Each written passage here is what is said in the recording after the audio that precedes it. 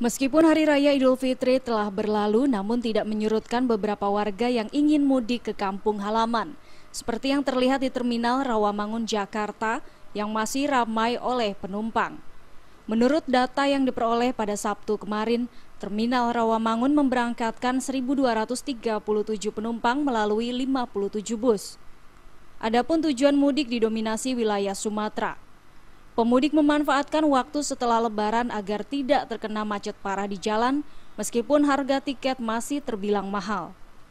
Namun sayang, harga tiket mahal tersebut tidak didukung oleh fasilitas yang memadai bagi pemudik. Saat menanti keberangkatan bus karena ruang tunggu untuk penumpang tidak disediakan tenda, sehingga pemudik terlihat kepanasan saat menunggu bus.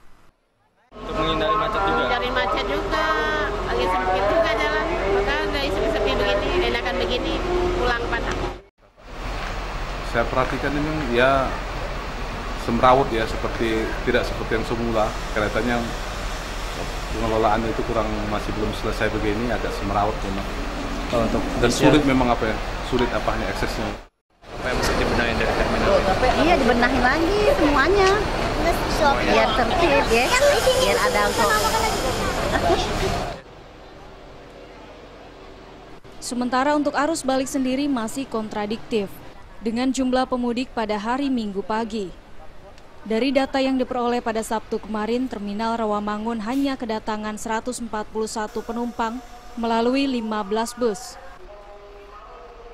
Dari Jakarta, Rudi Wijaya dan Wayan Agus melaporkan.